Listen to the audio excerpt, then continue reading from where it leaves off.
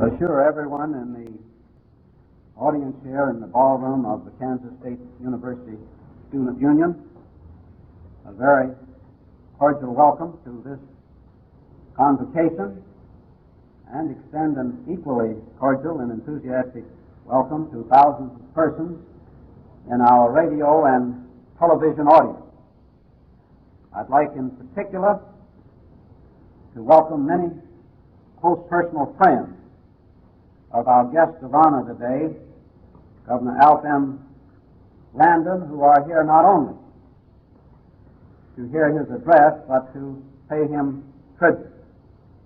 I wish time permitted for me to single out and recognize individually all of the persons on a special list to whom invitations were sent because of their friendship with our guest of honor.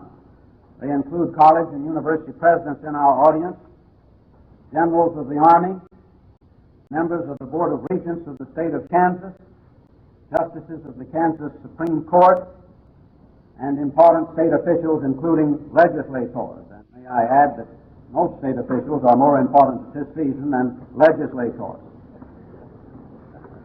This is a very happy occasion for those of us here at Kansas State University because we inaugurate today an exciting new program, the Alfred M. Landon Lectures on Public Issues. This program was planned and is being inaugurated for the purpose of achieving at least three objectives. In exercising the rights of citizenship today, the American people must make choices involving issues of unprecedented complexity. By bringing to the campus persons who can speak with authority on these issues, and by making these lectures open to the general public and disseminating them through the communications media of radio and television, we hope to foster, inform, and enlighten choices. Secondly, we have today in the students attending our universities, and certainly this is true in a marked way, the students at Kansas State University, a more intense and widespread and, Berkeley to the contrary notwithstanding, a more responsible interest in national and world affairs and important affairs off the campus than has ever been characteristic of any preceding generation of American college and university students in our history. And it is in part to exploit and to reward this concern of the students over the world off the campus that we have planned this lecture series. And finally, and most important of all, this lecture series is designed to pay richly deserved honor to a great Kansan, a great American, and a great citizen of the world. To tell a Kansas audience, to give a Kansas audience biographical information about Alfred M. Landon is certainly carrying coals to Newcastle. Suffice it to say, by way of summary, that he is a native of our state. He was educated at the University of Kansas, which makes him a kind of an in-law of Kansas State University. I discovered much information of interest and some of it new about his career as a student at KU. For example, he introduced the tuxedo as a form of apparel for men students at that great university. I thought it was there all along. He was very active in student politics as an undergraduate and earned the nickname of the Fox as a result of this activity. He was elected governor of the state of Kansas in the year 1932 and thereby became the only Republican governor in any state west of the Mississippi River.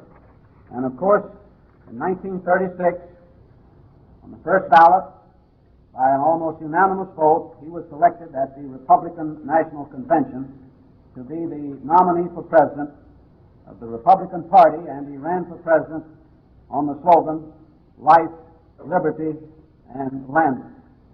He formed closer ties with Kansas State University when his son John was graduated from Kansas State with a bachelor's degree in the humanities in 1956.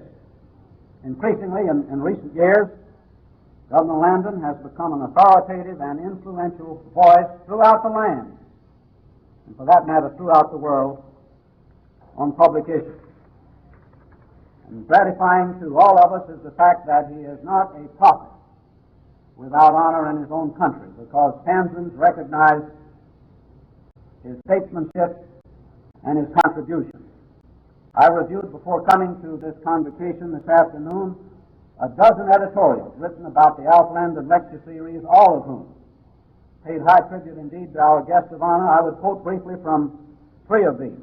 One from the Topeka State Journal, which refers to him as one of the most distinguished Kansans of his time, and says that this series is a deserved tribute to one who has brought honor to his state. From the Wichita Eagle, his voice for 30 years or more has been one of sanity and sound liberalism, and his counsels are as eagerly sought, particularly by the luminaries of his own Republican Party, as they were when he himself was a candidate for president. And finally, from the Salina Journal, but his great intellect, his logical thinking, his ability to shuck off the fetishes and consider national problems with clarity, his suggestions for new approaches in foreign affairs have won him a unique place in America. His old foes praise him now, and his old friends love him more than ever. The K-State lectures are an important development in a great state honoring its greatest statesman. I think all of you are aware from newspaper accounts that we have had invitations accepted from persons invited to deliver lectures in this series, from all of those to whom invitations have been sent. And the list includes United States Senator Robert F. Kennedy, Harvard historian Arthur M. Schlesinger, Jr., Governor of Michigan George W. Romney, Governor-elect of California Ronald W. Reagan, an editor and newspaper columnist, syndicated columnist of Atlanta, Georgia, Ralph E. McGill. It is, of course, singularly appropriate that the first of these lectures should be delivered by our guest of honor on a subject which is a reflection of his keen interest, present time in world affairs, new challenges in international relations.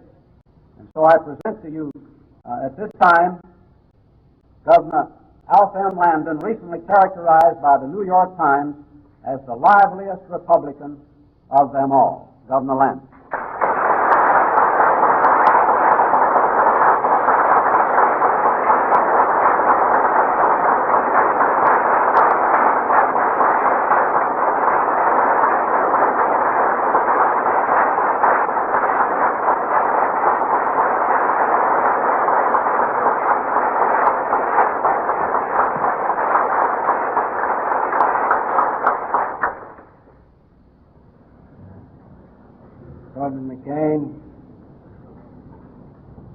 Fellow students of Kansas State University, friends and ladies and gentlemen, I very much appreciate that warm and kindly and complimentary introduction.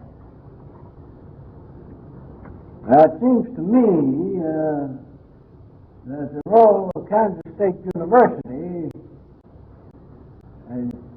has been somewhat underpraised in all of the comments, and there has been a surprising amount of complimentary remarks about this series of lectures that is being started by Kansas University, Kansas State University. The value of discussion and the clarification of public issues over the years is hard to estimate in the formulation of the great public issues that are and will be confronting our country. As the President announced, I speak on new challenges in international relations. We must face the challenges of new realities of international life today. The world is an armed camp. An uneasy peace is maintained, while a power struggle continues to build up between the Soviet Union and China, with the United States neutral between them. On the other hand, we support South Vietnam's opposition to communist aggression. India, the second largest nation, wrecked by socialistic leadership, is racked by internal dissensions and menaced by external threats. The potential colossus of China, the world's most populous nation, is experiencing severe internal revolution. The end of the Vietnam War is not in sight, and the vital question of barring the use and spread of nuclear weapons and the military use of space remains unanswered. Everywhere, a new nationalism, having recently vanquished European empires, is now transcending ideology, old alliances, and is paradoxically supporting world peace based on fear, not trust. World communism, the United Nations, NATO, and the Atlantic Alliance are fragmenting on the rocks of this new nationalism. This new nationalism is one of independence and self-determination. It is not the old dynasty nationalism with its ancestral roots in medieval feudalism, nor is it the aggressive nationalism of modern dictators built on the doctrine of force. World War I wiped out the last of the monarchs representing the centuries-old dynastic nationalism, and World War II eliminated two megalomaniac dictators, Hitler and Mussolini, and their Japanese brothers. The policies of two more aggressors, Stalin and Sukarno, have been thrown on the scrap heap of history by their own people. Only one of the five megalomaniacs of our time is left, China's troubled Mao. The ruthless Red Guards turned loose by him on his unhappy countrymen are a sad recreation of Hitler's jackboots and Mussolini's black shirts. Meanwhile, China's world influence has suffered severe reversals. In Latin America, Africa, India, Indonesia, and also in the United Nations, which by the greatest majority in some years recently refused to seek communist China. This new nationalism is transcending communism, both outside as well as inside China. The theories of Marx and Lenin for the establishment and maintenance of worldwide communism are being revived. The turmoil in China is essentially concerned with the struggle between the fundamentalists and the revisionists. The Soviet Union is departing so far from the original concepts of Marx and Lenin as to render them almost unrecognizable. Soviet Union is moving slowly and subtly but surely toward incorporation of certain capitalistic principles of reward for individual talent and incentive. Behind the thinning and now porous Iron Curtain, communism has failed to meet the hopes and aspirations of its people. Its hierarchy is changed. Developing public opinion has eroded and loosened its monolithic structure. The heretofore captive East European satellites are no longer captive and no longer satellites. They are pushing away from economic and political control and domination by Moscow. And it must be admitted, by the same token, Western Europe is also pushing away from economic and political domination by the United States of America. This new nationalism has brought about momentous changes. It is changing the post-war alliances within both the communist and the non-communist world. It presents great difficulties for the United Nations and the ideas of World Federation or Atlantic Union. By fostering national barriers, the new nationalism is, in one sense, obstruct international cooperation. Paradoxically, by reducing ideological barriers, this new nationalism, in another sense, permits greater international cooperation based on the principle of the equality of nations. In October 1961, when the White House was divided on whether to support the fledgling European Economic Community or whether to request a year's extension of the Reciprocal Trade Agreements Act, I urged support of the EEC as the most realistic step toward economic and political stability and hence world peace. Why? Because the EEC was founded on the simple principle of removing international barriers to international trade. The principle of a high protective tariff is basic to a government-protected or owned or managed economy. High tariffs inhibit cross-cultural relations. Freer trade, on the other hand, enables the peoples of different nations to become better acquainted with the customs, beliefs, ways of life, and government policies of one another. With the greater expansion and ease of communication today, freer trade induces mutual international understanding.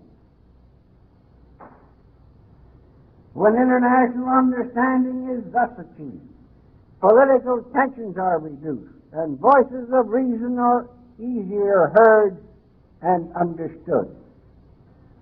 The way is then prepared to move toward world stability, increased prosperity, higher standards of living and education, and peaceful competitive existence in international markets. These conditions, in turn, form the foundation for cooperative political policies among nations. 2.5 years of bargaining within the European Economic Community are coming to a close, with the expectation of the most substantial tariff reductions in history. The effects of this action will spread all over the world, from Europe to Latin America, Africa, and Asia. I quote from a recent statement by the Japanese ambassador. Quote, "We Japanese believe that contacts through trade tend to facilitate mutual understanding among nations of different ideologies and social structures." End quote. This development is not as dramatic and as grandiose as the League of Nations, a United Nations, or a world law based on a world court. However, international trade is the only proven method for initiating a workable peace with an international security and understanding. Security and understanding that might save the United Nations organization, which is now bankrupt financially, politically, and structurally. The world needs the United Nations as a forum to discuss and expose international grievances and concerns. Early this year, our President, requested Congress to repeal legislation obstructing the United States trade with communist countries. Congress adjourned without acting on the President's trade recommendation. Meanwhile, English, French, West German, and Japanese are filling the orders of China, the Soviet Union, and Eastern Europe. Our allies are trading with communist countries. We are not. The defensive white elephant military structures of Trito and Cento exist only on paper. Despite our rebuilding efforts, NATO's days are numbered. They were not designed to provide the common ground for better acquaintance with and understanding of the communist world. Nevertheless, our own nationalism persists to inhibit the expansion of America's world trade. The American Congress has not learned the prime lesson of history, that economic isolationism leads to political isolationism as well as the converse, and that either is counterproductive in this day and age, as even the Soviet Union is reluctantly learning. The world is truly in an era of greatest change. World peace and stability depend on harmonious relations between China, the Soviet Union, and the United States. The time has come for each to completely reappraise its foreign policy.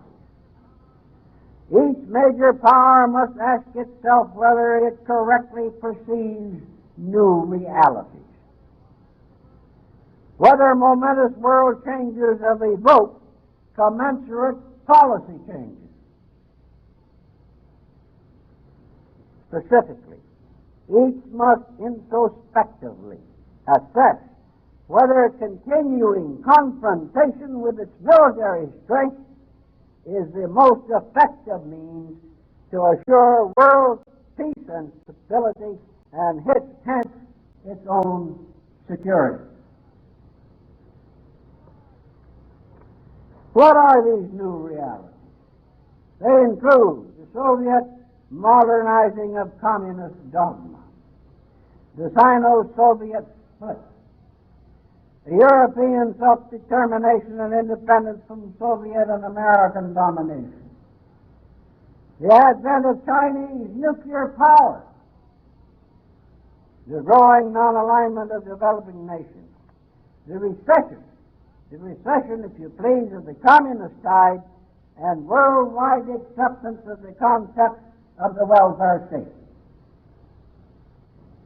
In a nutshell, these are the new challenges wrought by new nationalism. The potential colossus of China, weakened internally and externally by Mao's unrealistic, fanatic militancy, bitterly attacks both the Soviet Union and the United States. The irony is that these attacks help to induce better relations between these superpowers, exactly what China fears. The Soviet Union faces hostility from China on her eastern front. The closest and most obvious mark for its nuclear bomb, with the longest borderline in the world, and territorial disputes and memories of bloody invasions centuries old.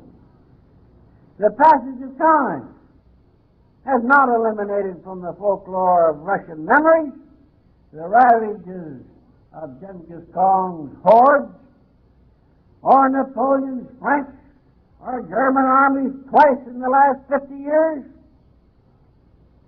And it was Mao's leadership that chased Russia out of Manchuria.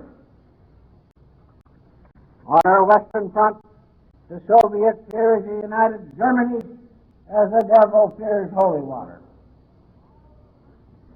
In all of Russian history, there has been one basic foreign policy, and that is to avoid facing a war at the same time on two fronts.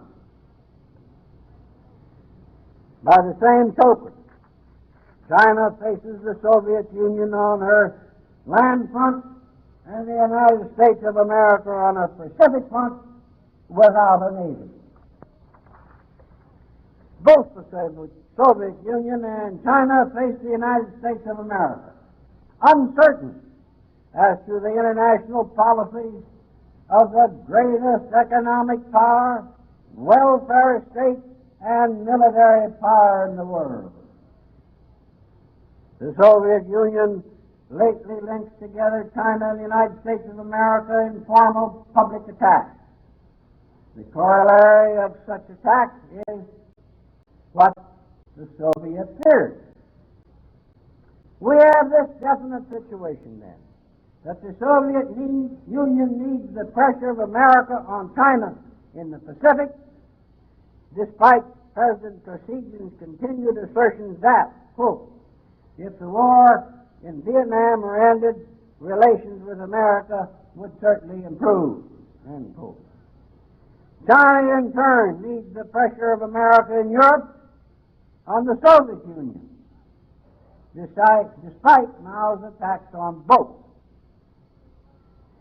The peace of the world, therefore, is in suspense while this jockeying goes on.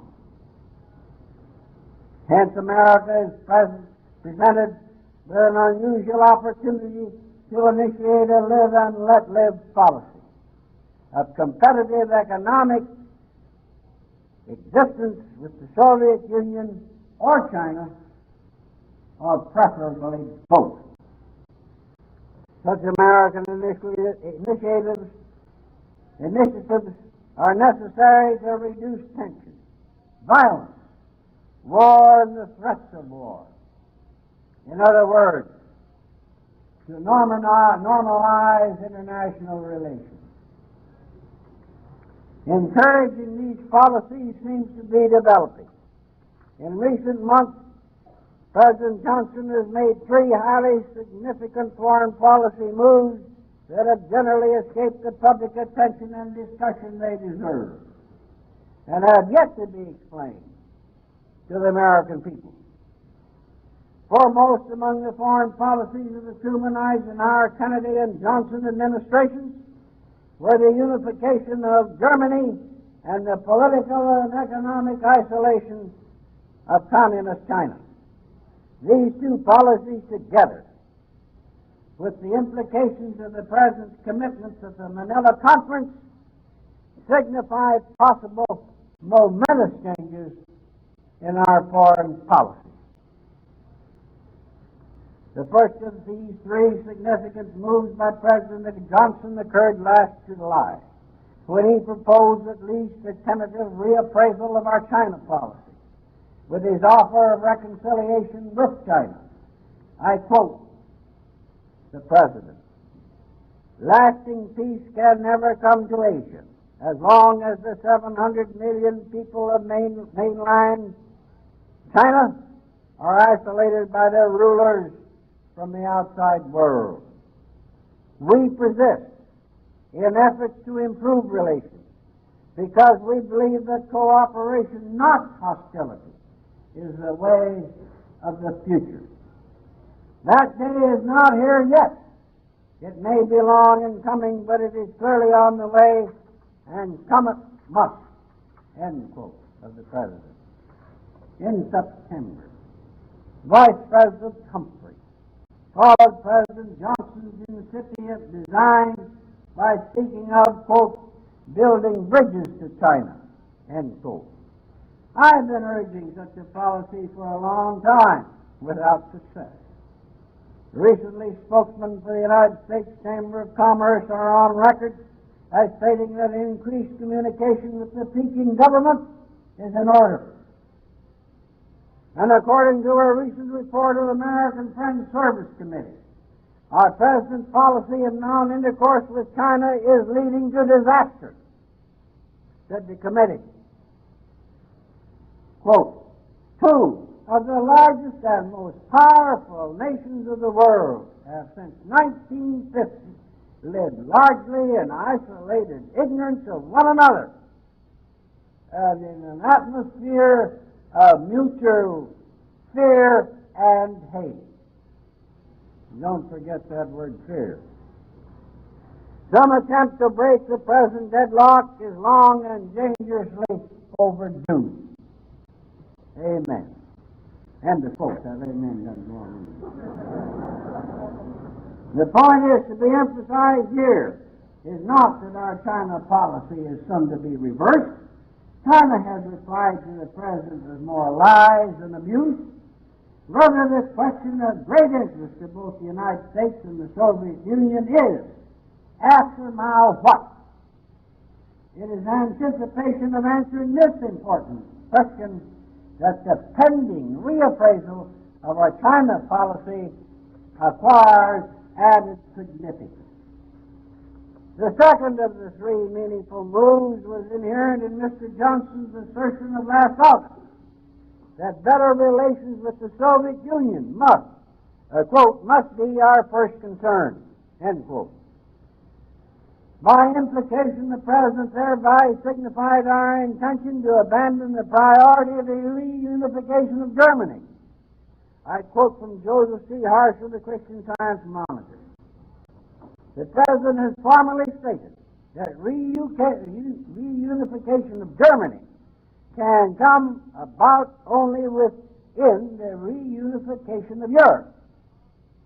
Germany's cause is no longer step one in healing the split in Europe caused by the Cold War. The unity of Germany is a hoped-for result of closer East-West ties. It is no longer a precondition. End quote. Two recent developments in Germany might possibly be related. They are, one, the downfall of the Erhard government replaced by an uncertain coalition of the Christian Democrats and the Social Democrats, and two, a resurgence of German nationalism as evidenced in two state legislative recent elections. A quid pro quo for this momentous change in our European policy could be for the Soviet Union to use its good offices in bringing about a settlement in Vietnam that would be worthy of our sacrifices of blood and money.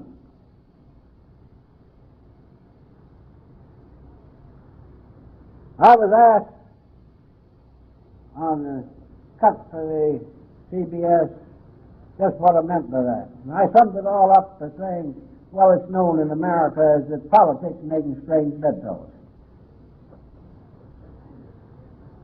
An end to the Vietnam War, according to Premier Costigan, would pave the way to improved relations. Recently he said, quote, we want a relaxation of tension. We want an understanding with the United States, end quote. The Soviet Union would have much to gain. She would be free of a threat on her western front, which would allow her to concentrate on the growing Chinese military threat on her own eastern front. The third and last move, fraught with momentous consequences for all the world, concerns President Johnson's pre-election Manila Conference. I quote from a report by the Research Institute. First, the conference left untouched a one crucial issue. Where does the Vietnam figure in the war's final settlement? South Viet Premier Key made clear where he figures the Vietnam. Destroyed as an organization, its members abiding by the law. The South Vietnamese law as enforced by the government headed by Key. It is inconceivable that Hanoi or the Viet Cong will negotiate on any such terms. Unless Key should retract his words publicly, it is equally inconceivable that he will yield on any of them. The stage is set, hence, for a long, drawn-out tug-of-war among the Manila conferees, with no end to the fighting itself. The Allied statements may be harder to break than the field impasse. And concluding from this report, if Key were alone, he might be brought to heel fairly soon. But he has real support from the South Koreans, Thais, and Australians. They do not want to see the Viet Cong in a peacetime Saigon government either. They're in this to stop red expansion no matter what it takes, as long as we're doing it. This is different from what the Philippines, New Zealand, and the United States are ready to accept, namely, let the Viet Cong into the government. Philippines President Marcos is ambitious to become Asia's peacemaker, even at the cost of including the VC. This is the United States position as well, although President Johnson did not press it openly at Manila. End quote. The Manila Conference was a complete failure as far as arrangements on any Vietnam peace settlement is concerned. Before the ink was dry, Premier Key of South Vietnam emphatically dissented from President Johnson's interpretation of the Manila Conference proceedings, just as he did with President Johnson's interpretation of the so-called Honolulu Pact last February. Again, I quote from the research report. After Manila, Key has only one clear course left: keep the United States fighting until the Viet Cong have been totally smashed. This means more men, more arms, more escalation, and a much wider war. End quote. It should also be noted that the much heralded free election law in that unhappy country gives Premier Key and his military ruler a veto over any measure the civilized assembly adopts. The civilian assembly adopts. One result of the Manila Conference was the dramatic pronouncement by our President that the United States is a major Asian power and is assuming guardianship in its name over all Asia. This appears to be an assertion of national responsibility of appalling proportions. Should Congress implement Johnson's Asian manifesto, it would seem that America would become permanently and deeply involved politically, militarily, economically in all Asia. Is this what our President intends? I raise this question. Are we not now so committed? Did our President intend to permanently commit us to raise the standard of living, of health, of education, of democracy throughout Asia under an American military umbrella?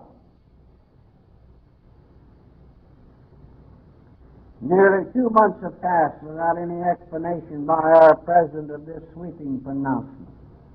Why is the President silent? Americans are kept in the dark as to just what was said at Manila by our President and what his intentions are. Of equal present and future importance is how other governments interpret President Johnson's Manila Manifesto.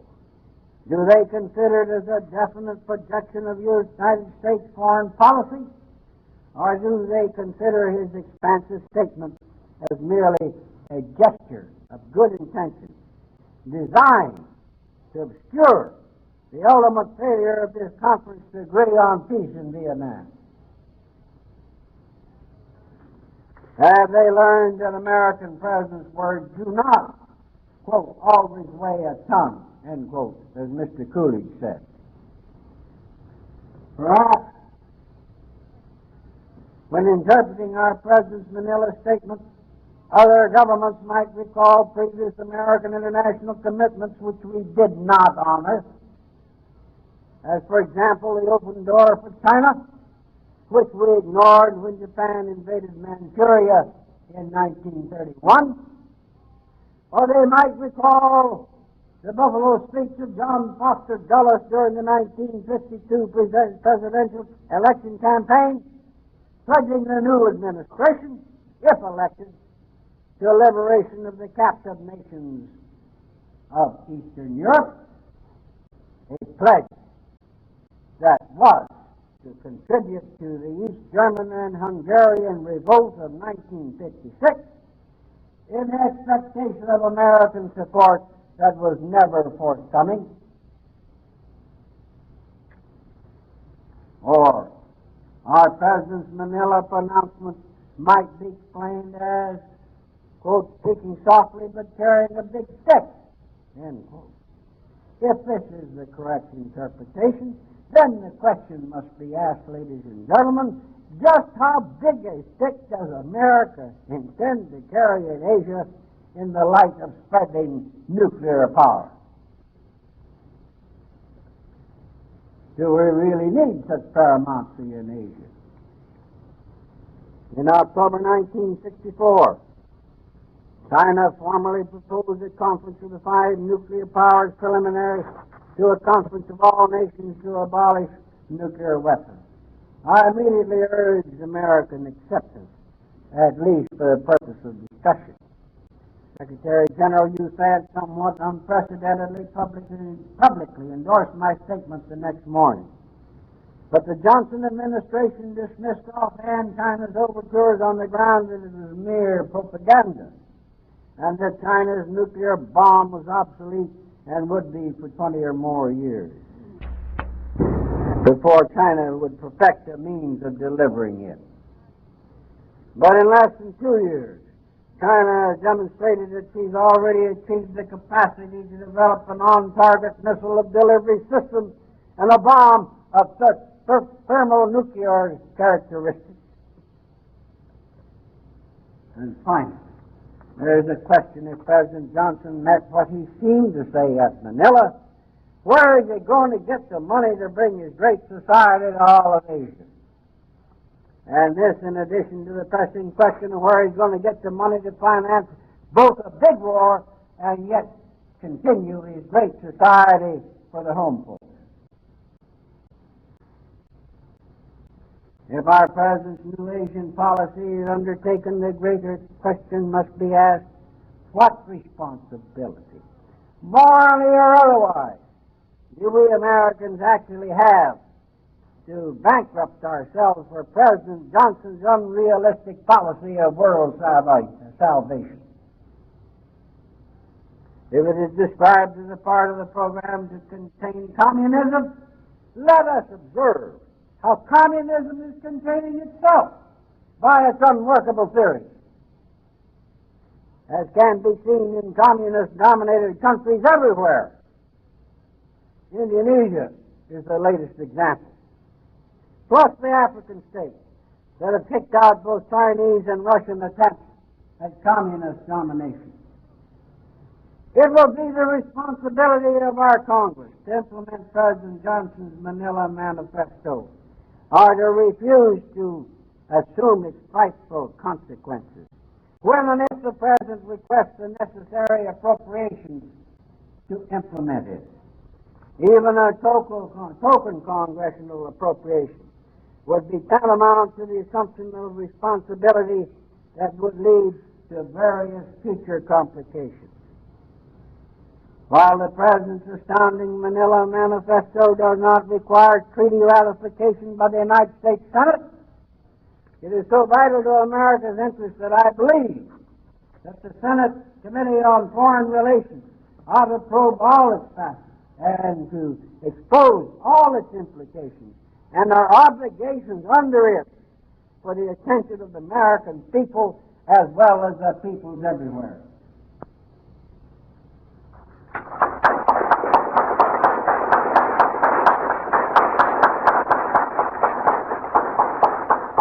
There must be a clear and complete understanding not only between the American people and their government, but also among the governments that participated at Manila as to just what exactly are we Americans expected to do for our Asian wars. What specific commitments and limitations were made by President Johnson, and how lasting they will be. For some unknown reason, President Johnson has chosen not to discuss these great concerns with the American people. Meanwhile, other governments should clearly understand that President Johnson's exuberant Asiatic commitments require congressional action under our system before they become operative. The simplest way to clear all this is to get the complete transcript of the Manila Conference before the Senate Foreign Relations Committee for introduction in the congressional record. There remains one other critical development that threatens to enlarge even further the stretching world commitment of the United States. I speak of the growing pressure to impose economic embargoes through the United Nations on Rhodesia and the Republic of South Africa. To enforce its decisions to end the South African mandate over the Southwest Africa, the United Nations may soon impose economic sanctions on South Africa as well as Rhodesia. When Britain attempts to bring Rhodesia to heel by imposing sanctions, President Johnson promptly concurred. But these sanctions have failed. Now Prime Minister Wilson is apparently caught bluffing again when his bold words in his report to the British Parliament of his conference with the Prime Minister of Rhodesia are boiled down. They are nothing but the same old appeal for specific sanctions by the United Nations on purchases of key Rhodesian products. From the beginning, it is evident that Prime Minister Wilson is trying to bluff Rhodesia back into line by threats. If the United Nations adopts a more forceful policy, who is going to enforce it? I quote from John Knight's editor's scrapbook. Mr. Wilson would like nothing more than to have the United States pull his chestnuts out of the fire. As the economist of London has said, quote, to pretend that Britain alone can resolve this problem is just as stupid as to think it can be handed over to the United Nations. That duty, sanctions, does not rest with the British alone. The cloud in Mr. E.N. Smith's sky may seem no bigger than a man's hand, but the real question is whether the hand is President Johnson's. End quote. And, quote, and the London Observer comments that it must be up to the United States to make effective the sanctions on Rhodesia, the Republic of South Africa, and Southwest Africa. End quote.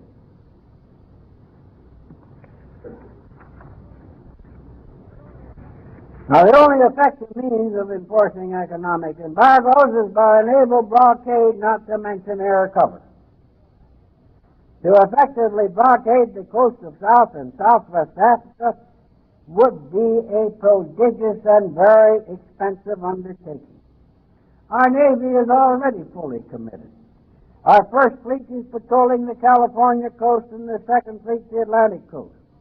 Our sixth fleet operates in the Mediterranean and our seventh fleet in the straits between Taiwan and China and the rest of the Pacific area, including South Vietnam. Moreover, any effective embargo of Rhodesia would require a blockade of South Africa. The volume of South African trade alone with Great Britain might well involve the solvency of the British pound. How can we support the solvency of the British pound and yet enforce such economic embargoes on Rhodesia or South Africa or both, and yet fight a major war in South Vietnam? not to mention all the other American commitments at home and abroad. This African affair will not be settled in 1 week or in 1 month. It can be as long as the engagement in Vietnam. From every side, then, ladies and gentlemen, there is a pressing need for the Senate Committee on Foreign Relations to review and assess the position America occupies as a result of its exuberant evangelical world leadership in Europe, in Asia, in Africa, and in this hemisphere.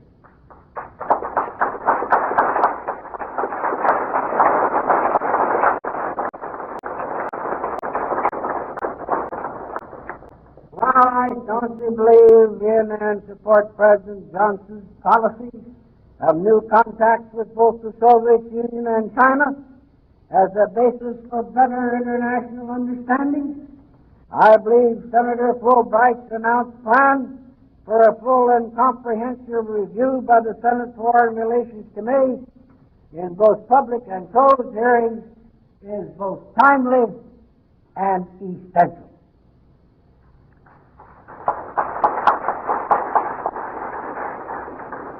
Long ago, when the United Nations was being organized, I said it could not succeed in its objectives when it left out Communist China. President Johnson has taken the first steps with both China and the Soviet Union. So far, there's been no commensurate response from either.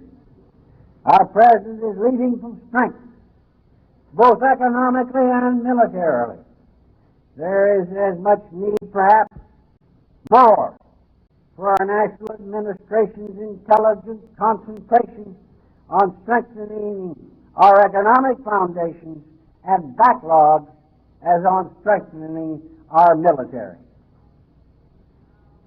It is now up to the Soviet Union to demonstrate a change of front that Premier Kosygin desires by performance rather than by words. After all, credibility is as essential in political relations as it is in trade.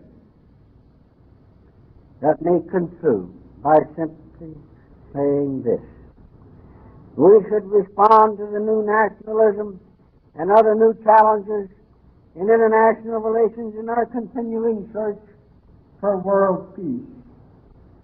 I believe we are on the threshold of abandoning our foolish, unrealistic China policy. At the same time, we're hopefully making progress towards improving international relations with East European nations. Now, at last, a realistic basis exists for discussion between the Soviet Union and the United States of a new policy for both countries.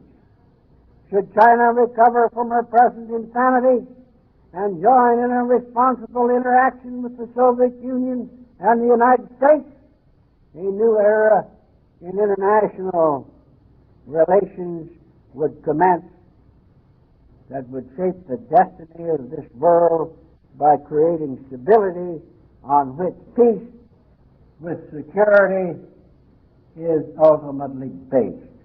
That must be our hope. This must be our aim.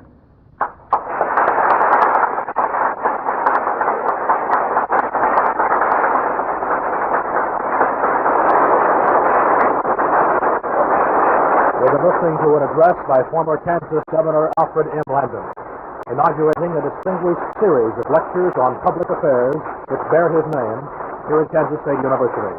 Governor Landon speaking before an audience of well over 1,000 people in the main ballroom of the Kansas State University Student Union, discussing the new challenge of America's foreign policy, frequently criticizing the Johnson administration for foreign policy, particularly in Asia, and he frequently turned to one of the dignitaries on the stage here, Kansas Senator Frank Carlson, himself a member of the Senate Foreign Relations Committee,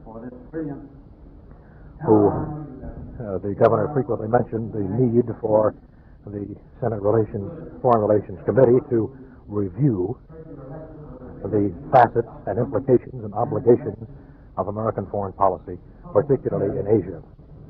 This, as we say, is the inaugural broadcast in the new series of Alfred M. Landon Lectures. Succeeding lectures in this series will include such well-known political personalities in the United States as Ronald Reagan, George Romney, Ralph McGill, Arthur Schlesinger Jr., Robert Kennedy. This has been a presentation of KSAC News and Public Affairs. This is Ralph Titus speaking from the main ballroom of the Kansas State University Student Union.